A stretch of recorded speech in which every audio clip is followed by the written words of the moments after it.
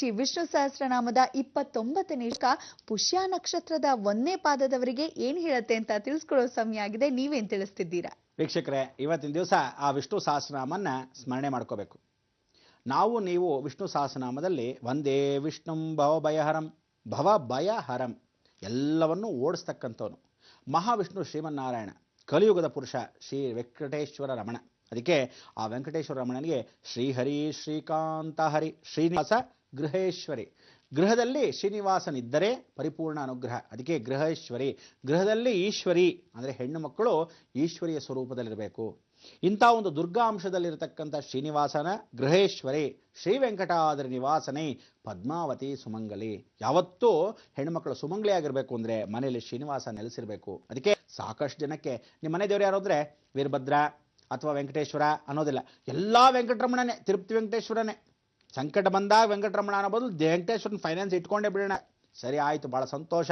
ಗೋವಿಂದ ಗೋವಿಂದ. ಇವತ್ತು ಆ ಸಂಕ್ರಾಂತಿ ಹಬ್ಬದ ದಿವಸ ವಿಷ್ಣು ಸಹಸ್ರನಾಮದಲ್ಲಿ ಪುಷ್ಯ ನಕ್ಷತ್ರ. ನಿಮ್ಗೆಲ್ಲರೂ ಗೊತ್ತಾ ಇನ್ನೊಂದು ತಮಾಷೆ, ಪುಷ್ಯ ನಕ್ಷತ್ರನೇ ಪುಷ್ಯಮಿ. ಅದಕ್ಕೆ ಪುಷ್ಯಮಿ ಅಂದರೆ ಪುಷ್ಯಮಾಸ. ಆ ಪುಷ್ಯಮಾಸದಲ್ಲಿ ಕೆಲವರು ಆಚರಿಸ್ತಕ್ಕಂಥ ಧನುರ್ಮಾಸ ಅಂತ ಏನ್ಬಿಡ್ತಾರೆ, ಕರ್ನಾಟಕದಲ್ಲಿ ವಿಶೇಷವಾಗಿ ಆಚರಿಸಬಹುದು. ಧನುರ್ಮಾಸ ಅನ್ನೋದು ಆಂಧ್ರ ಪ್ರಾಂತದಲ್ಲಿ, ಪುಷ್ಯಮಾಸ ಅಂತಕ್ಕಂಥ ಕರ್ನಾಟಕ ಪ್ರಾಂತದಲ್ಲಿ, ಮಾರ್ಗಳಿ ಮಾಸ ಅಂದರೆ ನಾವು ತಮಿಳುನಾಡಲ್ಲಿ. ಈ ವಿಶೇಷವಾಗಿ ಅವ್ರವ್ರ ಮಾಸವನ್ನ ಒಂದು 15 ದಿವಸ ಹೆಚ್ಚು ಕಮ್ಮಿ, ಅವ್ರ 15 ದಿವಸ, ನಾವು ಕರೆಕ್ಟ್ 15 ದಿವಸ, ಇವರು ಇನ್ನೊಂದು ಪ್ರೀವಿಯಸ್ 15 ದಿವಸ. ಸೊ 1 ಮಂತ್ ಗ್ಯಾಪಲ್ಲಿ 2 ತಿಂಗಳು ಪೂರ್ತಿ ಉಗಾದಿ ಹಬ್ಬ, 2 ತಿಂಗಳು ಪೂರ್ತಿ ಕ್ರಾಂತಿ ಹಬ್ಬ. ನಮ್ಮಲ್ಲಿ ಅದೇ ಥರ ಆಗೋಗಿದೆ ಕನ್ನಡ ರಾಜ್ಯೋತ್ಸವ. ಅದಕ್ಕೆ ಭಾಳ ಜನ ತಪ್ಪು ತಿಳ್ಕೊಂಬಿಟ್ಟು ಏನು ಮಾಡಿದ್ದಾರೆ, ನವೆಂಬರ್ 1ನೇ ತಾರೀಕು ಬದಲು ತಿಂಗಳೆಲ್ಲ ಆಚರಿಸ್ಬಿಡೋಣ ಬಿಡಿ, ತಮಿಳ್ನಾಡೆಲ್ಲ ಆಚರಿಸಿದ್ರೆ ಆ ಬಾರ್ಡ್ರಿಗೆ ಮೊದಲು, ಇಲ್ಲ ಆಮೇಲೆ ಆಂಧ್ರದ ಪ್ರಾಂತ್ಯದಲ್ಲಿ ಅಷ್ಟು ಬಾರ್ಡ್ರಲ್ಲಿ ಇವತ್ತೆಲ್ಲ ಓಡಾಡಿ ಕನ್ನಡ ರಾಜ್ಯೋತ್ಸವ ಆಚರಿಸ್ತೀರ. ಭಾಳ ಸಂತೋಷ ಇರಲಿ. ಯಾಕಂದರೆ ವರ್ಷ ಆಚರಿಸೋದು ಪರಿಪೂರ್ಣವಾಗಿ ಬದಲು ದಿನಾ ಆಚರಿಸ್ಕೊಂಡ್ರೆ ದಿನಾ ಸಂತೋಷದಿಂದ ಇರ್ತೀರಾ ಅಂತ. ಭಗವತಿ ಕೃಪಾ ಕಟಾಕ್ಷ ಗುರು ಮಂಗಳ ಯೋಗ ಅನ್ನೋದು ಕರ್ನಾಟಕ ಅಲ್ವಾ? ಆ ಕರ್ನಾಟಕದಲ್ಲಿ ಪುಷ್ಯಮಾಸ ಅನ್ನೋದು ಹೂಗಳು ಬಿಡೋ ಸಮಯ. ಈ ಹೂಗಳು ಬಿಡೋ ಸಮಯದಲ್ಲಿ ಭಗವಂತನ ಕೃಪಾ ಕಟಾಕ್ಷ ಪುಷ್ಪಮಾಲಿಕವನ್ನ ಭಗವಂತನಿಗೆ ಅರ್ಪಿಸ್ಬೇಕು. ಅದಕ್ಕೆ ಪುಷ್ಯ ನಕ್ಷತ್ರ. ಸಾಧಾರಣವಾಗಿ ನೋಡಿ, ಹೆಣ್ಣಿನ ಗುಣಗಳು ಹುಡುಗರು, ಆಗ ಹುಡುಗರಿಗೆ ಹುಡುಗಿರ್ ಗುಣ, ಹುಡುಗರಿಗೆ ಹುಡುಗಿರ್ ಗುಣ. ಹುಡುಗ ಚೇಂಜ್ ಆಗ್ತಾರೆ ಅಂದ್ರೆ ಗುಣದಲ್ಲಿ ಮಾತ್ರ. ಅವರು ಸ್ವಲ್ಪ ಮಟ್ಟಿಗೆ ನಪುಂಸಕರ ಥರ ಏನಾರ, ಆದರೆ ಗುಣಗಳು ಹಾಗೆ, ಗುಣಲಕ್ಷಣಗಳು. ಹುಡುಗಿ ಆಗಿರ್ತಾಳೆ ಅಂತ ತಿಳ್ಕೊಳ್ಳಿ, ಜೋರ್ ಜಬರ್ಸ್, ಏನೇ ಹುಡುಗನ ಥರ ಆಡ್ತೆ ಗಂಡ್ಬೇರಿ ಅಂತಾರೆ, ಅವಳು ಆರ್ಭಟ ಅದೆಲ್ಲ ಆಗುತ್ತೆ. ಹುಡುಗರಿಗೆ ಏನಿಲ್ಲ ಆಂಟಿ ಹೀಗೆ ಬಂದೆ, ಅಯ್ಯೋ ನೀನು ಪಿಂಡ. ಅದಕ್ಕೆ ಹಾಗೆ ಚೇಂಜ್ ಆಗ್ಬಿಡ್ತಕ್ಕಂಥದ್ದು ಪುಷ್ಯಮಾಸ. ಕೆಲವ್ರಿಗೇನು ಅಂದರೆ ಜೋರ್ ಜಬರ್ದಸ್ತ್ ಜೋರಾಗಿ ಮಾಡ್ತಾರೆ. ಪುಷ್ಯ ನಕ್ಷತ್ರದವರು ಬಹಳ ಜೋರಾಗಿ ಮಾಡ್ತಾರೆ, ಜೋರ್ ಜಬರ್ದಸ್ತ್ ಮಾಡ್ತಾರೆ. ಅವ್ರನ್ನ ಯಾರಾದರೂ ಸ್ವಲ್ಪ ಜೋರು ಮಾಡಿಬಿಟ್ರೆ ಸೈಲೆಂಟ್ ಆಗ್ಬಿಡುತ್ತೆ. ಪುಷ್ಯಬಾಯಿ ಸಾಕು, ಏನು ಅನ್ಕೊಂಡಿದ್ಯಾ ಅಂದರೆ ಉಯ್ ಉಯ್ ಉಯ್ ಅಂತಾರೆ. ಹಾಗೆ ಆ ಒಂದು ವಿಶೇಷತೆ ಪುಷ್ಯ ನಕ್ಷತ್ರದವ್ರಿಗೆ ಯಾವತ್ತೂ ಕರ್ಕಾಟಕ ರಾಶಿಯಲ್ಲಿ ಅವರ ನೆಲೆ ಅಲ್ವಾ? ಆ ಕರ್ಕಾಟಕ ರಾಶಿ ಅಂದರೆ ಮೈಂಡ್, ಫಿಕಲ್ ಮೈಂಡ್. ಇದೂ ಹೇಳ್ತಾನೆ ಅದು ಮಾಡು, ಇದು ಹೇಳ್ತಾನೆ ಇದು, ಇನ್ನೊಂದು ಹೇಳ್ತಾನೆ ಮತ್ತೊಂದು ಮಾಡು, ಹೀಗೆ ಮಾಡ್ತಾ ಕೂತ್ಕೊಂಡ್ರೆ ಯಾವಾಗ? ಅದಕ್ಕೆ ಅವರು ಸಾಧಾರಣವಾಗಿ ಯಾವತ್ತು ಅಡ್ವೈಸನ್ನು ತಗೊತಾನೆ ಇರಬೇಕು. ಪುಷ್ಯ ನಕ್ಷತ್ರ 1 2 3 4 ಯಾವತ್ತು ಅಡ್ವೈಸ್ ತಗೋಬೇಕು. ಹಾಗೆ ಹೂ ಜೋರು ಮಾಡಿದ್ರೆ ಮುದ್ರೋಗತ್ತೆ, ಇಲ್ದರೆ ಅರಳ್ಕೊಂಡಿರುತ್ತೆ. ಅದು ಯಾವತ್ತು ಅರಳುತ್ತೋ ಯಾವಾಗ ಮುದ್ರೋಗುತ್ತೋ ಗೊತ್ತಾಗಲ್ಲ. ಪುಷ್ಯಮಾಸ ಅನುಗ್ರಹದಲ್ಲಿ ಇವತ್ತು ಆ ಪುಷ್ಯ ನಕ್ಷತ್ರಕ್ಕೆ ಮಹಾವಿಷ್ಣು ಸಹಸ್ರನಾಮಕ್ಕೆ ಶಂಕರಾಚಾರ್ಯರ ಮುಖಾಂತರವಾಗಿ ಭಗವಂತನ ಕೃಪಾ ಕಟಾಕ್ಷ ಏನು ಹೇಳ್ತಾರೆ, ಪುಷ್ಯಮಾಸದಂದು ಯಾರು ಪುಷ್ಪವನ್ನ ಮಹಾವಿಷ್ಣುಗೆ ಅರ್ಪಿಸ್ತಿರೋ ಅದೇ ರೀತಿ ನೀವು ಶಿವರಾತ್ರಿಯಲ್ಲಿ ಮಾಘ ಮಾಸದಲ್ಲಿ ಯಾವಾಗ ಪುಷ್ಪಗಳನ್ನು ಈಶ್ವರನಿಗೆ ಅರ್ಪಿಸ್ತಿರೋ, ಇವರ 2 ಮಾಸಗಳಲ್ಲಿ ಮಾಘ ಮಾಸ ಮಾರ್ಗಳಿ ಮಾಸ ಅಂತಕ್ಕಂಥದ್ದು ತಮಿಳುನಾಡಲ್ಲಿ. ಹೀಗೆ ಪುಷ್ಯ ಮಾಸಕ್ಕೆ ನೀವೆಲ್ಲ ಮಹಾವಿಷ್ಣುನ ಪರಮೇಶ್ವರನ ಸ್ವಾಗತಿಸ್ಬಿಡೋಣ. 2 ಮಾಸದಲ್ಲಿ ಪರಿಪೂರ್ಣ ಅನುಗ್ರಹವನ್ನು ಪಡೀತಕ್ಕಂಥ ಏಕೈಕ ಪುಷ್ಯ ನಕ್ಷತ್ರ. ಅದಕ್ಕೆ ಪುಷ್ಯ ನಕ್ಷತ್ರವರು ಮಹಾವಿಷ್ಣುನ ಪೂಜೆ ಮಾಡಬೇಕು, ಪುಷ್ಯ ನಕ್ಷತ್ರದವರು ಪರಮೇಶ್ವರನ ಪೂಜೆ ಮಾಡಬೇಕು. ಇಬ್ಬರನ್ನೂ ಪೂಜೆ ಮಾಡಿದ್ರೇ ಈ ಪುಷ್ಯ ನಕ್ಷತ್ರ ಸ್ಥಿರವಾಗಿರೋದು. ಬನ್ನಿ ಹೋಗ್ಬಿಟ್ಟು ಆ ದೇವರನ್ನ ಸ್ವಾಗತಿಸೋಣ, ತದನಂತರ ಶ್ಲೋಕಕ್ಕೆ ಹೋಗೋಣ.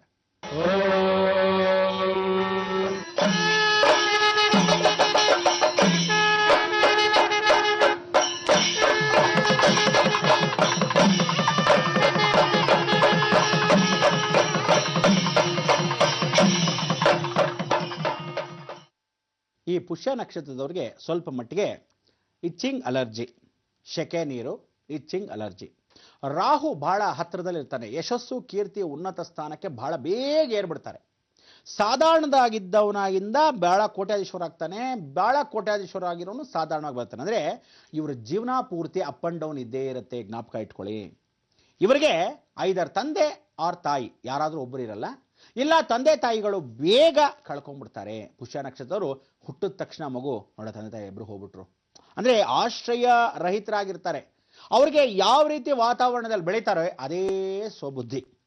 ಪುಷ್ಯ ನಕ್ಷತ್ರದವರಿಗೆ ಸಾಧಾರಣವಾಗಿ ಏನಂತೀವಿ, ಕಳ್ತನದ ಬುದ್ಧಿ ಅಂತ ಕರಿತೀವಿ. ಕಳ್ತನದ ಬುದ್ಧಿನ ಪುಷ್ಯ ನಕ್ಷತ್ರದವರು ಸಾಕಷ್ಟು ಆಚರಿಸ್ಕೊಂತಾರೆ. ಈ ಕಳ್ತನದ ಬುದ್ಧಿ ಯಾಕೆ ಬರುತ್ತೆ ಅನ್ನೋದು ಗೊತ್ತಿರಲ್ಲ. ಕಾರಣಾತೀತದಿಂದ ಅವರು ಬೆಳೆದಿರೋ ವಾತಾವರಣನ ಹಾಗೋ ಅಥವಾ ಕಳ್ತನದ ಬುದ್ಧಿ. ಇವ್ರೇನ್ ಮಾಡ್ತಾರೆ ಗೊತ್ತಾ, ಕದಿಯೋದು ಕದ್ದು ಬಿಡ್ತಾರೆ ಅಂತ ಇಟ್ಕೊಳ್ಳಿ. ಅಯ್ಯೋ ಬಾರ್ದಪ್ಪ ನಾವ್ ಎಂತ ಕೆಲಸ ಮಾಡ್ಬಿಟ್ವಿ ಅಂತ ತಿರುಗಿ ವಾಪಸ್ ಇಡಕ್ಕೆ ಹೋಗ್ತಾರೆ, ಸಿಕ್ಕಾಕೊಂಡ್ಬಿಡ್ತಾರೆ. ಹಾಗೆ ಮಾಡಬಾರ್ದು. ಪೆದ್ದುಗಳು ಕದ್ಬಿಟ್ಟಿದ್ದೀರಾ ಗೊತ್ತಿಲ್ಲದೆ ಇಡಿ, ಸುಮ್ಮನೆ ಇಟ್ಬಿಟ್ಟು ಏನ್ ಮಾಡ್ತೀರಾ ಅಂದ್ರೆ ಕದೀರಿ ಅಂತ ನಾನು ಹೇಳ್ತಿಲ್ಲ. ವಿಚಾರ ಏನು ಅಂದ್ರೆ ಅಂಥವರಿಗೆ ಪರಿವರ್ತನೆ ಯಾರು ಮಾಡೋನು? ಪುಷ್ಯ ನಕ್ಷತ್ರದವರಿಗೆ ದಯವಿಟ್ಟು ಹೇಳ್ತೀನಿ, ಗಂಟ್ಲಲ್ಲಿ ಸ್ವಲ್ಪ ಮಟ್ಟಿಗೆ ಧ್ವನಿಗಳನ್ನ ಕಷ್ಟಗಳು ಅಂದ್ರೆ ಏನು ಅಂದ್ರೆ ಇವ್ರಿಗೆ ಆದಷ್ಟು ಧ್ವನಿಯಲ್ಲೇ ಪ್ರಾಬ್ಲಮ್. ಟಾನ್ಸನ್ಸು ಅಥವಾ ಧ್ವನಿ ಸೆಳ್ ಹೋಗುತ್ತಲ್ಲ, ಅವಾಗ ಚಿಕ್ಕ ಕಿರ್ನಾಳಿಗೆ ಬಿದ್ದುಬಿಟ್ಟು ನುಂಗಕ್ಕಾಗಲ್ಲ. ಇಲ್ಲ ಗಂಟ್ಲುಗಳು ಯಾವತ್ತಿದ್ರೂ ಪ್ರಾಬ್ಲಮ್ಮು. ಕರ್ಕಾಟಕ ರಾಶಿ ತಾಯಿಯ ಮಕ್ಕಳು ಇವ್ರನ್ನ ಯಾವತ್ತೂ ತಾಯಿಯಿಂದ ದೂರ ಮಾಡ್ಬಿಟ್ರೆ ಕೆಟ್ಟರು ಅಂತ ಅರ್ಥ. ಅಮ್ಮನ ಜೊತೆ ಇರಬೇಕು, 24 ಗಂಟೆ ಅಮ್ಮನ ಜೊತೆ ಇರಬೇಕು. ಯಾವಾಗಲೂ ಬೆಳ್ಳಿ ತಟ್ಟೆ ಊಟ ಮಾಡ್ತಿರ್ಬೇಕು, ಬೆಳ್ಳಿನಲ್ಲೇ ಚೆನ್ನಾಗಿರ್ಬೇಕು. ಪುಷ್ಯ ನಕ್ಷತ್ರ 1ನೇ ಪಾದದವರಿಗೆ ಸಾಕಷ್ಟು ಜನ ಬೆಳ್ಳಿ, ಅದಕ್ಕೆ ಮುತ್ತಿನ ಉಂಗುರ ಬೆಳ್ಳಿನಲ್ಲಿ ಕೊನೆ ಬೆರಳಿಗೆ ಪುಷ್ಯ ನಕ್ಷತ್ರ ಪೂರ್ತಿ ಫಸ್ಟ್ ಕ್ಲಾಸಾಗಿ ಹಾಕೊಳ್ಳಿ. ಬನ್ನಿ ಶ್ಲೋಕ ನೋಡ್ಕೊಂಬರೋಣ. ಸುಭುಜೋ ದುರ್ಧರೋ ವಾಗ್ಮಿ ಮಹೇಂದ್ರೋ ವಸುದೋ ವಸುಃ ನೈಕರೂಪೋ ಬೃಹದ್ರೂಪಃ ಶಿಪಿವಿಷ್ಟಃ ಪ್ರಕಾಶನಃ. ಸುಭುಜೋ ದುರ್ಧರೋ ವಾಗ್ಮಿ ಮಹೇಂದ್ರೋ ವಸುದೋ ವಸುಃ ನೈಕರೂಪೋ ಬೃಹದ್ರೂಪಃ ಶಿಪಿವಿಷ್ಟಃ ಪ್ರಕಾಶನಃ.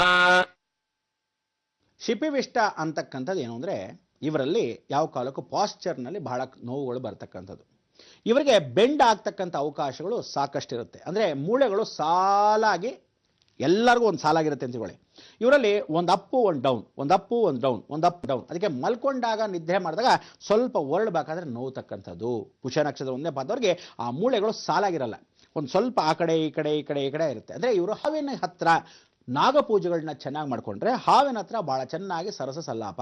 ಇವರಲ್ಲಿ ಬಹಳ ಬೇಗ ಎಲ್ಲರೂ ನಂಬಿಡ್ತಾರೆ, ಫ್ರೆಂಡ್ಶಿಪ್ ಮಾಡ್ಕೊಂಡ್ಬಿಡ್ತಾರೆ. ಇವರಲ್ಲಿ ಫ್ರೆಂಡ್ಶಿಪ್ ಮಾಡ್ಕೊತಾರೆ ಪಾಪ. ಯಾವತ್ತೋ ಕಾರಣಕ್ಕೂ ಅವ್ರುಗಳು ಮೋಸ ಮಾಡಿದಾಗ ಅಯ್ಯೋ ಅಂತ ಬೇಜಾರು ಮಾಡ್ಕೊಂಡ್ಬಿಡ್ತಾರೆ. ಇವರಲ್ಲಿ ಮೂಡಿಗಳು ಜಾಸ್ತಿ. ಪುಷ್ಯ ನಕ್ಷತ್ರದ 1ನೇ ಪಾದದಿಂದ ಹಿಡಿದು 4ನೇ ಪಾದದವರೆಗೂ ಮೂಡಿಗಳು ಜಾಸ್ತಿ. ಯಾವತ್ತು ನಗ್ತಾರೋ, ಯಾವತ್ತು ಕೋಪ ಮಾಡ್ಕೊತಾರೋ, ಯಾವತ್ತು ಚೆನ್ನಾಗಿರ್ತಾರೋ ಗೊತ್ತಿಲ್ಲ. ಇವರಿಗೆ ಮನೋಕಾರಕ. ಇಂಥವರೆಲ್ಲ ನೀರ್ ಹತ್ರ ಇದ್ರೆ ಉತ್ತಮ. ಮೀನುಗಳನ್ನ ನೋಡ್ತಾ ಇದ್ರೆ ಉತ್ತಮ. ಯಾವ ಕಾಲಕ್ಕೂ ಮೀನನ್ನು ತಿನ್ಬಿಡ್ಬೇಡಿ, ಮೀನು ನೋಡ್ತಾ ಇರಿ. ಆ ಮೀನುಗಳನ್ನ ನೋಡ್ತಾ ಇರೋದು ಅಥವಾ ಯಾವ ಕಾಲಕ್ಕೂ ನೀರಲ್ಲಿ ಕಳ್ಳೆಪುರಿಗಳನ್ನ ಹಾಕ್ತಾ ಇರಿ, ನಿಮಗೆ ಮನಸ್ಸು ಪರಿಪೂರ್ಣವಾಗಿರುತ್ತೆ. ಅಲಂಕಾರ ಪ್ರಿಯರಾಗಿರ್ತಕ್ಕಂಥ ಇವರು ಬಹಳ ಚೆನ್ನಾಗಿ ಅಲಂಕಾರವಾಗಿರಬೇಕು ಅಂತ ಪ್ರಯತ್ನ ಪಡ್ತಾರೆ. ಆದರೆ ಶಕ್ತಿ ಮೀರಿ ಯಾವ ಕಾಲಕ್ಕೂ ಸಾಲವನ್ನು ಮಾಡಿಕೊಂಡು ಮಾಡಬೇಡಿ. ಇವ್ರುಗಳು ಬೇಗ ಸಾಲ ಮಾಡ್ತಾರೆ. ಬಹಳ ದೊಡ್ಡ ತಪ್ಪೇನು ಅಂದ್ರೆ ಪುಷ್ಯ ನಕ್ಷತ್ರ 1ನೇ ಪಾದ, ಪುಷ್ಯ ನಕ್ಷತ್ರ 2ನೇ ಪಾದ, ಪುಷ್ಯ ನಕ್ಷತ್ರ 4ನೇ ಪಾದ, 3ನೇ ಪಾದದವರು ಸ್ವಲ್ಪ ರುಚಿ ಯಾವತ್ತು ಹುಷಾರು. ಆದರೆ 3ನೇ ಪಾದ ಒಂದು ಬಿಟ್ಟು 1, 2, 4 ಯಾವ ಕಾರಣಕ್ಕೂ ಏನು ಅಂದ್ರೆ ತೊಂದರೆಗಳು ಬೇಗ ಅನುಭವಿಸ್ತಾರೆ.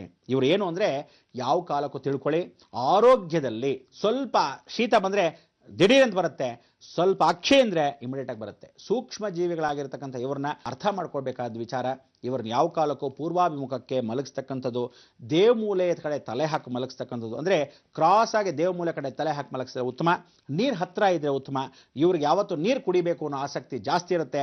ಇವ್ರನ್ನ 24 ಗಂಟೆ ನೀರ್ ಹತ್ರ ಇದ್ರೆ ಉತ್ತಮ. ಅದಕ್ಕೆ ಚಂದ್ರಗುಣ ಉಳ್ಳವರು ಇವ್ರನ್ನ ಯಾವ ಕಾಲಕ್ಕೂ ಬೇಜಾರು ಮಾಡಿಸ್ತದ್ರೆ ಬಹಳ ಕಷ್ಟ. ಹುಡುಗಿ ಆಗ್ಲಿ ಹುಡುಗ ಆಗ್ಲಿ. ಇವರು ಮೌನಂ ಸಮ್ಮತಿ ಲಕ್ಷಣಂ. ಇವ್ರಿಗೇನು ಅಂದ್ರೆ ನೀವು ಇವತ್ತು ಹೇಳಿರ್ತೀರ ಬಹಳ ಗ್ರಾಸ್ಪಿಂಗ್ ಪವರ್, ಬೇಗ ಗ್ರಾಸ್ಪ್ ಮಾಡ್ಕೊಂಡಿರ್ತಾರೆ. ಇದನ್ನು ಯಾವ ಕಾಲಕ್ಕೂ ಬಿಡ್ತಾರೋ ಗೊತ್ತಿಲ್ಲ. ಅಂದ್ರೆ ಇವತ್ತು ಸ್ವೀಕಾರ ಮಾಡಿರೋದು ಯಾವತ್ತಾದ್ರೂ ಬಿಟ್ರೆ ಹುಷಾರ್. ಅಂದ್ರೆ ನೋಡಿ, ನಿಧಾನಕ್ಕೆ ಒಂದೊಂದೇ ಸೆಕೆಂಡ್ ಮಾಡಿರ್ತಾರೆ. ಯಾವತ್ತೊಂದು ಬಾಣ ಬಿಡ್ತಾರೋ ಜಾಗೃತಿ ಆಗಿರ್ತಕ್ಕಂಥ ಅವಕಾಶ. ಅದಕ್ಕೆ ಇವ್ರನ್ನ ಶತ್ರುಗಳನ್ನ ಮಾಡ್ಕೊಳ್ಳೋದು ಉತ್ತಮ ಅಲ್ಲವೇ ಅಲ್ಲ ಅಂತ ಈ ಮುಖಾಂತರ ಹೇಳ್ತಾ, ಇವರಿಗೆ ವಿಶೇಷವಾಗಿರ್ತಕ್ಕಂಥ ಭಗವಂತನ ಕೃಪಾ ಕಟಾಕ್ಷ ಯಾವತ್ತೂ ನಾಗಪೂಜೆಯನ್ನ ಮಾಡ್ತಾ ಇರಿ. ಈಶ್ವರ ಪೂಜೆ ಮಾಡಬೇಕು, ಮಹಾವಿಷ್ಣುನ ಪೂಜೆ ಮಾಡಬೇಕು. ಅದೇ ಮುಖಾಂತರವಾಗಿ ಈ ನಕ್ಷತ್ರಕ್ಕೆ ಕರ್ಕಾಟಕ ರಾಶಿ ಚಂದ್ರ ಮನೋಗುಣ ಚೆನ್ನಾಗಿರ್ಲಿ. ಗುರುಜಿ, ಪುಷ್ಯ ನಕ್ಷತ್ರದ 1ನೇ ಪಾದದವರು ಏಳ್ಗೆಯನ್ನ ಕಾಣ್ಬೇಕು ಅಂದ್ರೆ ಎಲ್ಲಾ ಬದಲಾವಣೆಗಳನ್ನ ಮಾಡ್ಕೊಬೇಕು ಜೀವನದಲ್ಲಿ ತಿಳಿಸ್ಕೊಟ್ರಿ ಬಹಳ ಸೊಗಸಾಗಿ.